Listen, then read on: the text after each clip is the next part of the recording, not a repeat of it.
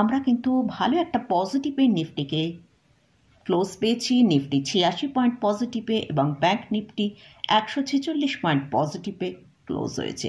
সেক্ষেত্রে আমরা mid cap এবং স্মল ক্যাপ ইন্ডেক্সের মধ্যে একটা প্রফিট বুকিং দেখেছি।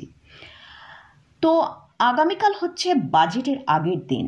তো সেই বাজেটের আগের দিন নিফটি ব্যাংক নিফটি কীরকম ট্রেড করবে সেটা নিয়ে ডিসকাস করব এবং বাজেটের আগের দিন আমাদের কি করা উচিত সেটা নিয়েও আলোচনা করব। এছাড়াও কয়েকটা স্টক নিয়ে আজকের ভিডিওয়ে ডিসকাস করব। তাহলে ভিডিওটা শুরু করা যাক। ভিডিও শুরু করার আগে বলি, চ্যানেলে যদি ফার্স্ট টাইম ভিজিট করে থাকেন তাহলে অবশ্যই চ্যানেলটা সাবস্ক্রাইব করে নেবেন আর পাশে থাকা বেল আইকনটা প্রেস করে রাখবেন। আমি ভিডিও আপলোড করার সাথে সাথে আপনাদের কাছে ভিডিওটা পৌঁছে যাবে। আমরা আজকে নিফটিকে দেখেছি, নিফটি কিন্তু একটা ভালো পজিটিভ নোটেই আজকে ক্লোজ হয়েছে। আগামীকাল হচ্ছে বাজেটের আগের দিন। প্রথমেই বলে রাখি, বাজেটের আগের দিন যারা ট্রেডিং করছেন বিশেষত তারা কিন্তু অবশ্যই পজিশন হালকা রাখবেন, কারণ বাজেট কীরকম আসবে এবং বাজেটের দিন মার্কেট কিন্তু একটা প্রচণ্ড ভোলাটাইল হয়। অর্থাৎ মার্কেটে যদি পজিশন আপনি নিয়ে থাকেন অবশ্যই চেষ্টা করবেন যতটা পজিশন বাজেটের আগের দিন হালকা করে রাখা যায়। বাজেটের পর আবার নতুন পজিশন নিন, সেখানে ঠিক আছে, কিন্তু বাজেটের দিন মার্কেট প্রচণ্ড ভোলাটিলিটি হয়, তাই অনেক বেশি আমরা বড় রেঞ্জের মধ্যে মার্কেটে কাজ হতে দেখি। তাই সে জায়গায় যদি আগে থেকে কোনো পজিশন নেওয়া থাকে সেক্ষেত্রে কিন্তু বড় লস হবার একটা সম্ভাবনা থাকে।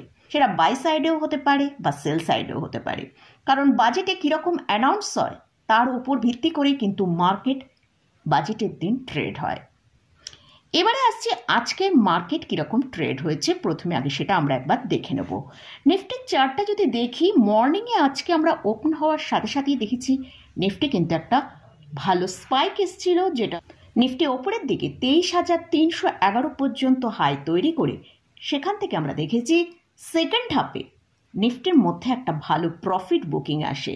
যেহেতু আজকে নিফটির এক্সপায়ারি ছিল সেই জন্য কিন্তু মার্কেট একটু ভোলাটাইল ছিল এবং নিফটির মধ্যে যখন সেই প্রফিট বুকিংটা আসে সেখানে কিন্তু নিফটি তার লোয়ার লেভেল যেটা মর্নিংয়ে তৈরি করেছিল 23,139 তাকেই রেসপেক্ট করে নিফটি দেখেছি আবার ওপরের দিকে নতুন হাই তৈরি করলো, যেটা 23,322 পর্যন্ত নতুন হাই তৈরি করে ক্লোজিং টাইমে আমরা ক্লোজ পেলাম, কিন্তু বেশ কিছুটা নিচেই ক্লোজ পেয়েছি, সেটা হচ্ছে 23,249 কাছে ক্লোজ পেয়েছি।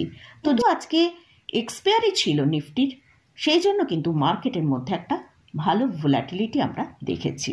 আগামীকাল বাজেটের আগের দিন, সেখানেও কিন্তু মার্কেটের মধ্যে একটা ভোলাটিলিটি থাকবে।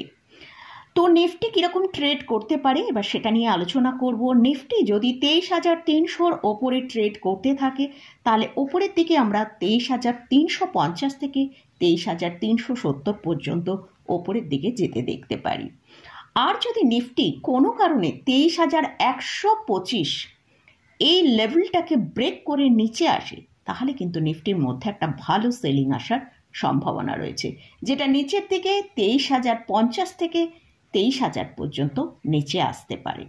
আর নিফটির জন্য এখন যেটা স্ট্রং সাপোর্টের কাজ করছে সেটা হচ্ছে 23,150।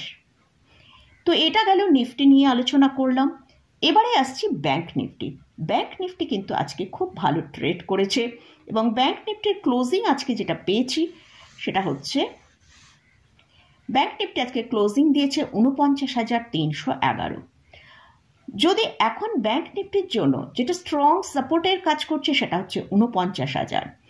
যদি 49,000-এর লেভেলটা ব্রেক করে নিচে আসে তাহলে নিচের দিকে আমরা 48,500 পর্যন্ত ব্যাংক নিফটি নিচের দিকে আসতে পারে। আর যদি ব্যাংক নিফটি 49,400-র উপরে ট্রেড করতে থাকে তাহলে ওপরের দিকে 49,800 থেকে 49,900 পর্যন্ত মুভ করতে পারে। তো এটা গেল নিফটি এবং ব্যাংক নিফটি নিয়ে আলোচনা করলাম। এবারে কয়েকটা স্টক নিয়ে আলোচনা করব।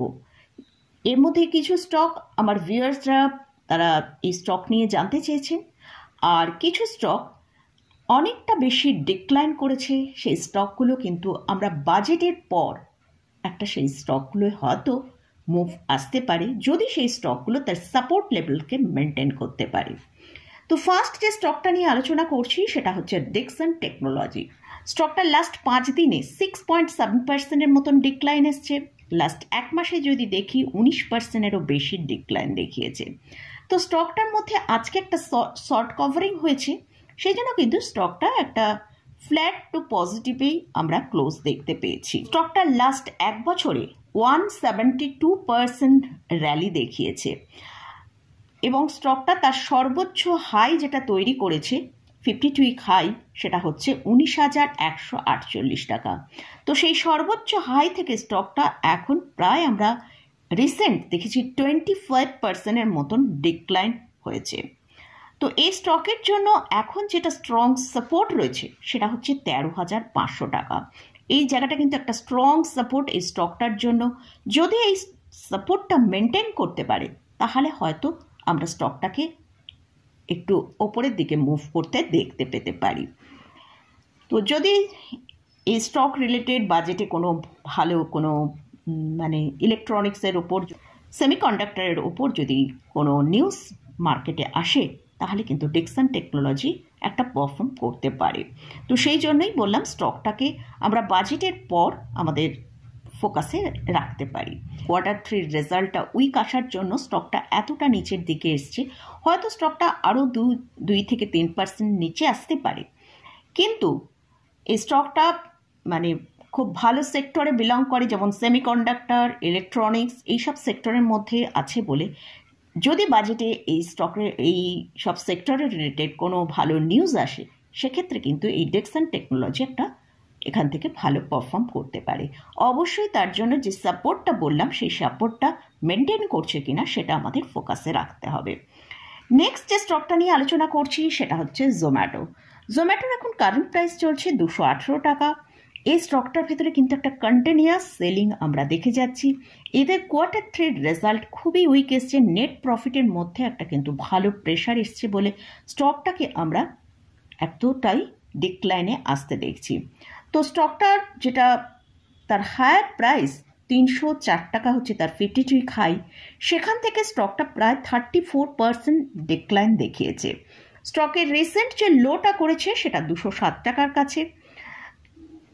এই স্টকটার এখন যেটা স্ট্রং সাপোর্ট রয়েছে সেটা 200 থেকে 205 টাকা, এই রেঞ্জের কাছে একটা সাপোর্ট রয়েছে।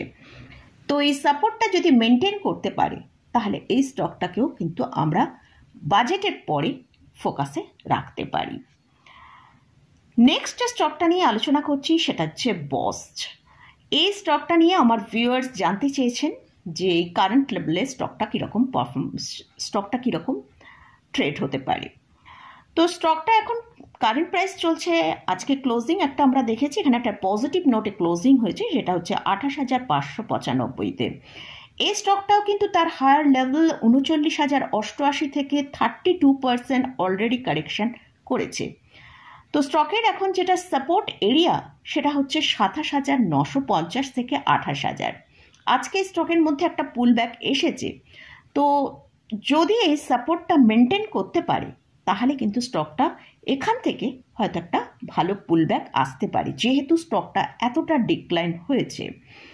তো স্টকটা উপরের দিকে 30,500 থেকে 31,000 পর্যন্ত যেতে পারে। তবে তার জন্য আমাদের অবশ্যই ফোকাসে রাখতে হবে, যে সাপোর্টটার কথা বললাম সেই সাপোর্টটা কিন্তু আমাদের ফোকাসে রাখতে হবে। লাস্ট যে স্টকটা নিয়ে আলোচনা করছি সেটা হচ্ছে কেপিআইটি টেকনোলজি।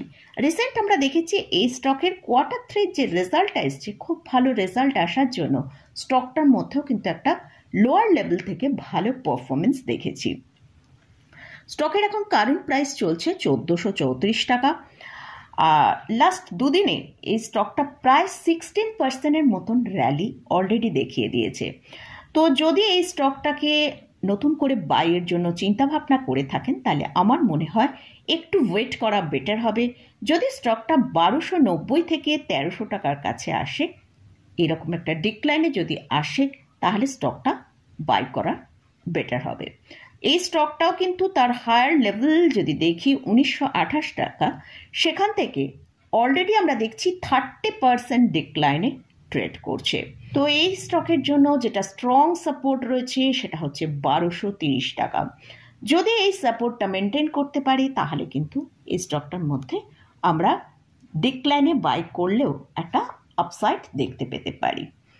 তো মোটামুটি এতগুলো স্টক নিয়ে আলোচনা করলাম এবং বাজেটের আগে মার্কেট কীরকম ট্রেড হতে পারে সেটা নিয়েও আলোচনা করলাম।